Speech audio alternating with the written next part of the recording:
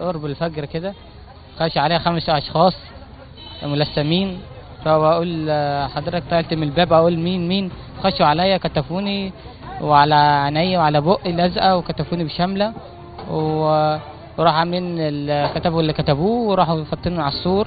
امبارح انا جيت الساعة 6، فطبعا ان بطشي اللي بايت ليلاتي هنا بصد حرش الحوش وبرضه بالبوابه وبوشه وبنظم نفسه، فجيت الساعة 6 لقيت الباب ده مقفول.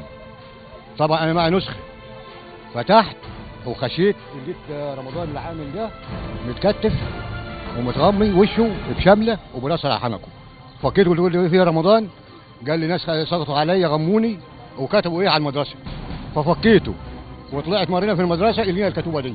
احنا بنتهدد في قلب المدرسه، بين المدرسه هتتفجر لو نغمه موبايل فيها غنوه تسلم الايادي اتشغلت، لمجرد غنوه حد بيعبر بيها انه فرحان باللي عمله الفريق عبد الفتاح السيسي.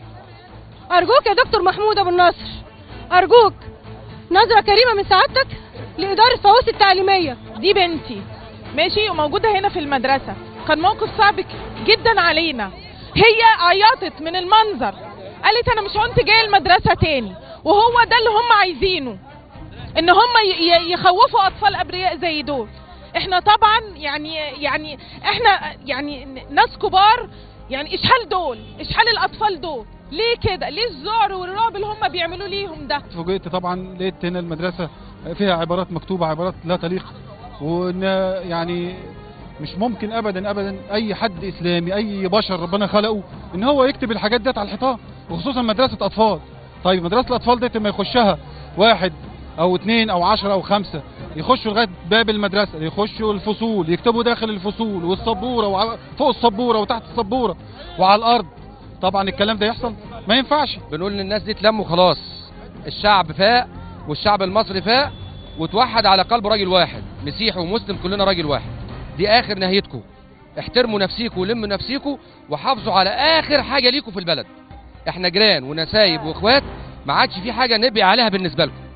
اخر فرصه ليكم، بعد كده مش هيبقوا ليكم قاعده معانا في البلد.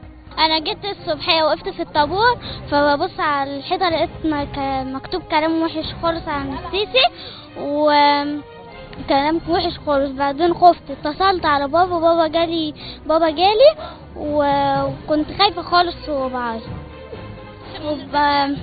ومش مفروض هما يكتبوا كده على السيسي. انا بحب السيسي وبحب الجيش وبحب الشرطه. لقيت الكتابه بقى على الحيط وعلى الفصل وعلى الحوش معموله هنا كده.